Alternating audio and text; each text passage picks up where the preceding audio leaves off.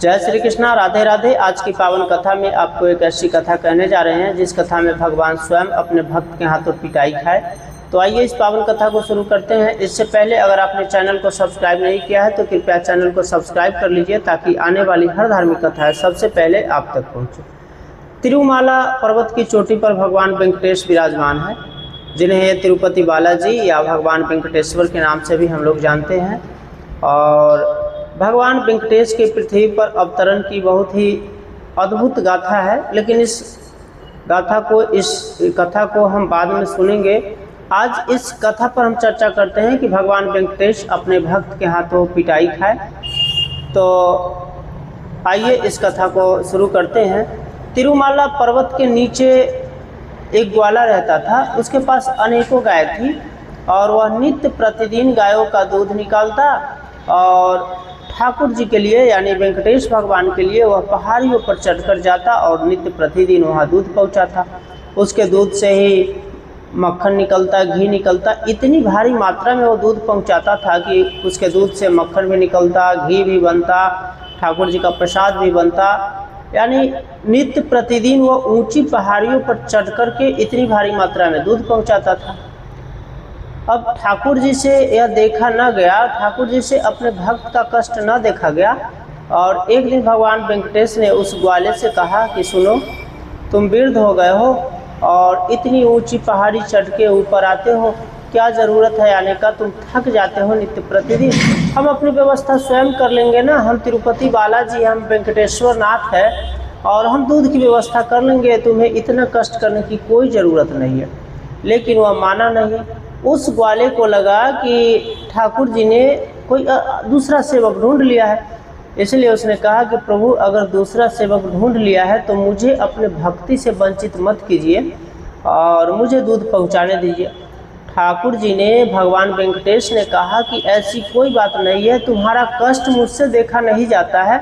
तुम इतनी ऊंची पहाड़ी चढ़कर नित्य प्रतिदिन दूध लेकर आते हो, थक जाते हो, तुम्हें घर गृहस्थी संभालनी है, बहुत से काम करने पड़ते हैं, इसलिए तुम रहने दो, मैं दूध की व्यवस्था खुद कर लूँगा।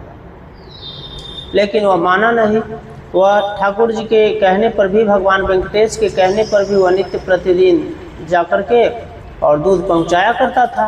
भगवान वेंकटेश से अपने भक्त का कष्ट न देखा गया।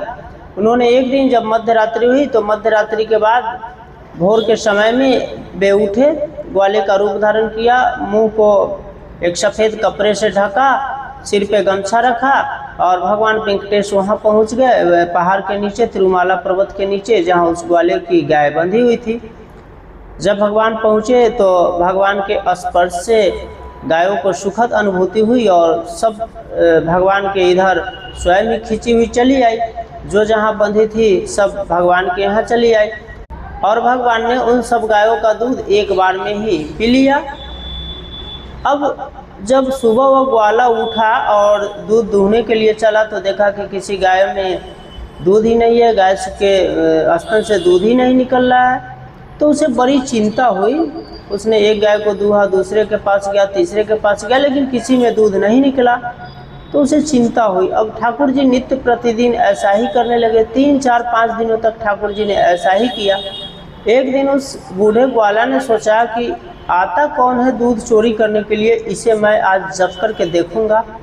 रात में सोऊंगा नहीं, सोने का झूठ मूठ नाटक करूंगा और चोर अगर पकड़ में आ जाए तो फिर उसकी खैर नहीं है। उसे इतना पीटूंगा कि वह जिंदगी भर याद रखेगा।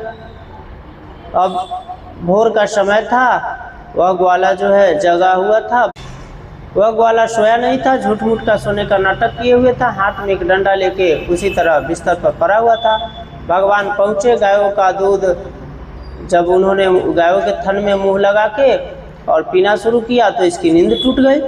उसने देखा कि कोई चोर है जो गाय का दूध निकाल रहा है। वह डंडा लेकर बड़ी तेज़ी से पीछे दौड़ा। भगवान ने देखा कि अब तो वह डंडा लेके पीछे पीछे दौड़ रहा है। भगवान बड़ी तेज़ी से भागे, लेकिन भगवान उस ग्वाले के पकड़ में नहीं आए। भगवान तेज़ी से दौड़ते जा रहे हैं और ग्वाला भी पूरा तेज़ी से भगवान के पीछे डंडा लेके दौड़ते जा रहा है। बहुत दूर आगे निकल जाने पर भी उसने भगवान का पीछा नहीं छोड़ा। भगवान ने पीछे घूम के देखा कि देखता हूँ कि वह गया वापस से अब मेरे पीछे ही आ रहा है। जैसे ही भगवान ने पीछे देखा तो इस ग्वाले ने भगवान के ऊपर डंडा चला दिया। अब डंडा जाके भगवान के ठोड़ी पर लगी। भगवान किसी तरह भागते हुए अपने मंदिर में आए और मूर्ति में समा गए और वह ग्वाला वहीं से वापस लौट आया डंडा उठा के। लेकिन आज वह खुश था, वह मन ही मन कह रहा था कि आज तो ऐसा मारा है कि ज़िंदगी भर याद रखेगा। सुबह हुई तो वह दूध निकालने गया, गायों ने दूध दी।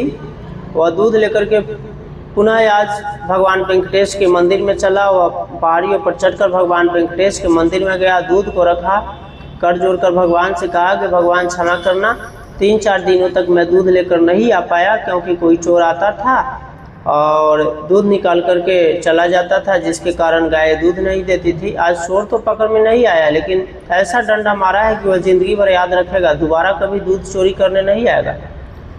उसी समय सहसा उसकी नज़र भगवान की ठोड़ी पर पड़ी और भगवान से उसने पूछा कि भगवान, आपके ठोड़ी से खून की धारा कैसे बह रही है? भगवान मुस्कुराए, कुछ बोले नहीं। तो उसने जिद किया कि बताओ प्रभु, किसने आपको मारा?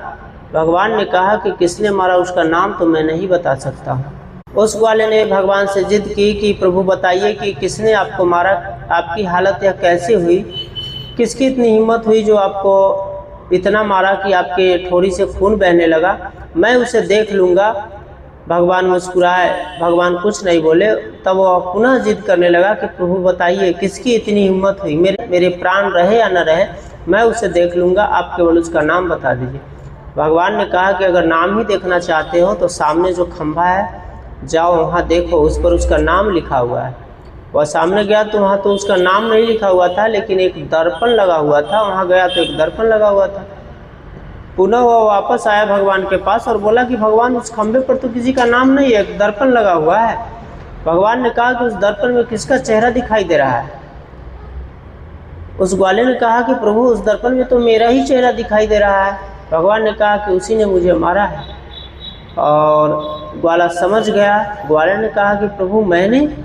भगवान वेंकटेश ने कहा कि हाँ तुमने। मैंने सोचा था कि तुम्हें पहाड़ियों पर चढ़ने में कष्ट होता है, तुम वृद्ध हो गए हो, इसलिए मैंने मना किया था कि मत आया करो, लेकिन तुम नहीं माने, तो मैंने सोचा कि खुद ही चलकर तुम्हारे गायों का दूध मैं पी लूँ, लेकिन तुमने तो मुझे रात में ही पकड़ लिया और तुम्हें लगा कि कोई चोर है। मैं भागने लगा तो तुम भी मेरे पीछे पीछे भागा।